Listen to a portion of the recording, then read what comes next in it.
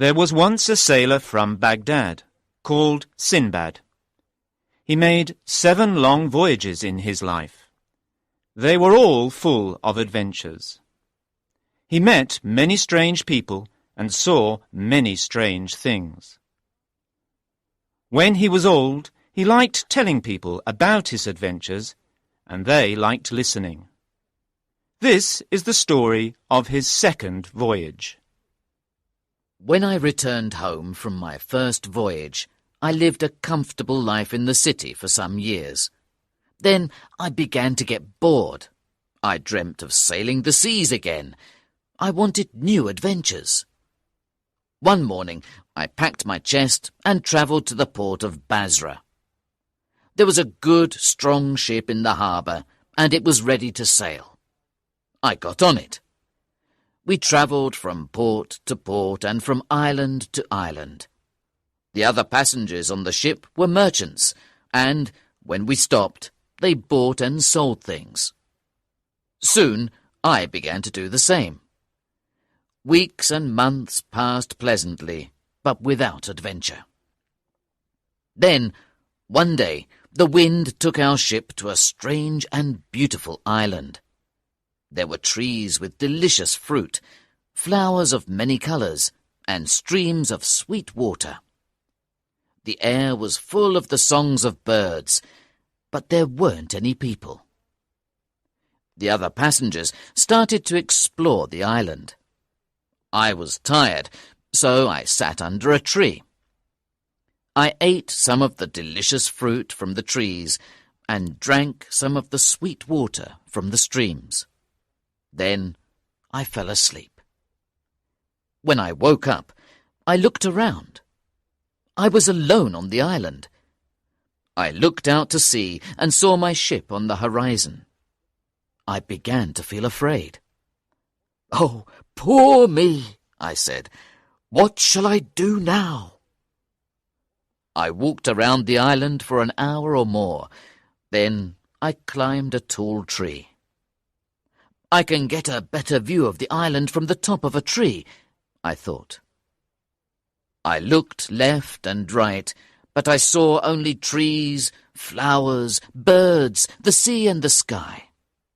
Then I looked more carefully. There was a big white object in the distance. I decided to go and have a look at it. When I got nearer, I saw that it was a dome. I touched it and walked round it.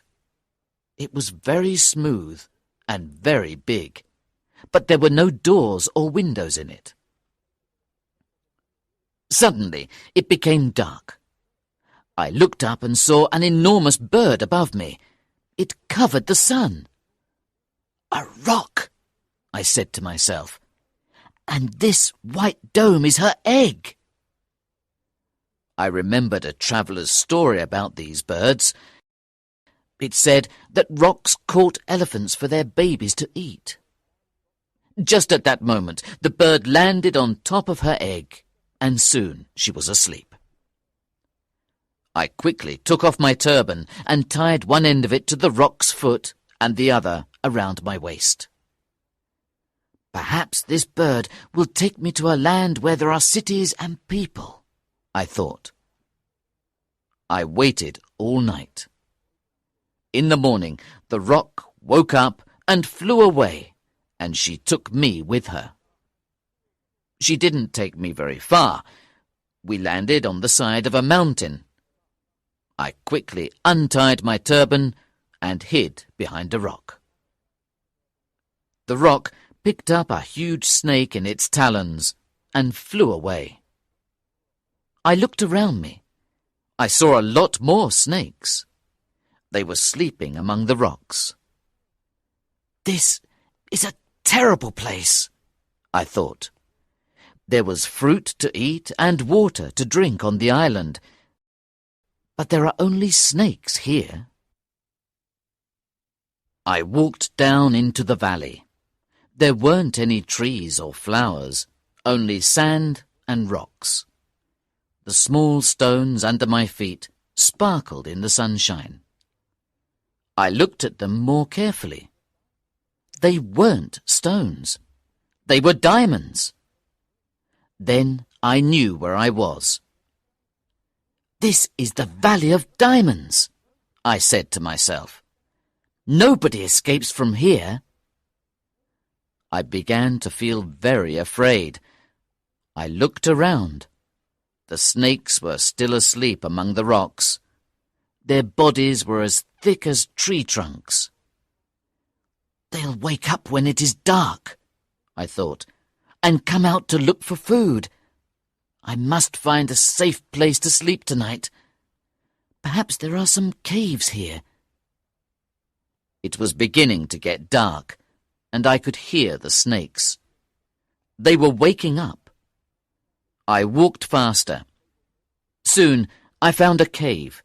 It was big and dark inside, but the floor was dry.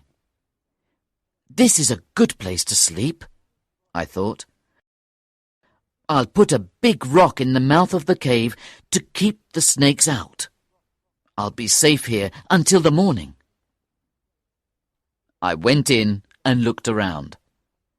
At the back of the cave I could see 2 small red lights. 2 eyes. There was a huge snake there. She was sitting on her eggs. She was looking at me. I ran out of the cave. It was completely dark in the valley now, and the snakes in the rocks were coming out. They made a terrible noise. I was very afraid. I decided to stay in the cave. "1 snake is better than 100, I thought, "and she is more interested in her eggs than she is in me." So I found a rock and closed the cave. I was awake all night. I could hear the snakes outside. The noise was terrible. The snake at the back of the cave sat on her eggs and looked at me. When I saw the first light from the sun, I moved the rock and went out. It was quiet. The snakes were asleep, so I left the cave and started walking down the valley. Suddenly, something fell out of the sky and landed at my feet. It was a big piece of meat. Then another piece of meat fell out of the sky. I was very surprised, but I remembered another traveller's story about the Valley of Diamonds. The story said that diamond merchants never came into the valley because it was a very dangerous place, but they had a very clever way of getting the diamonds out. They stood on the tops of the mountains and threw big pieces of meat down into the valley. The meat was soft, so the precious stones stuck to it. At midday, rocks and eagles flew down into the valley. They picked up the pieces of meat and carried them up to the tops of the mountains. When the birds landed, the merchants shouted loudly and made a lot of noise. The birds were afraid and flew away. Then the merchants took the diamonds out of the meat and put them into chests. This was the only way of getting the diamonds out of the valley. Later, the merchants sold the precious stones in the cities for a lot of money. The story gave me an idea. I filled my pockets with the biggest diamonds I could find. Then I tied myself to a piece of meat with my turban. Soon an eagle came down. It picked up the piece of meat and me and flew up to the top of a mountain with it. As soon as we landed, there was a lot of noise and shouting. The bird was afraid and flew away. I untied myself quickly and started to run. "Hey, you! Stop!" a man shouted. I stopped. "Don't hurt me, sir," I said. "I'm an honest man. I don't want your diamonds." I took 3 big diamonds out of my pocket. "Look," I said. "Take these. I picked them up in the valley." And I gave him the stones. The man was very happy and thanked me. He took me to meet his friends. They were all diamond merchants. They gave me food and drink and listened to my story. One of them said, "You're the first man to escape from this valley." I travelled with them for many weeks. We visited many countries, and we had many adventures. I gave them diamonds, and they gave me food and drink. In one port there was a ship that was going to Basra. I was tired of travelling, and I wanted to see my family again, so I got on it. From Basra, I travelled back to Baghdad. I was happy to be home again. I was a rich man. I gave many presents to my family and money to the poor people of the city. I enjoyed my comfortable life at home. But after a few years, I started to get bored.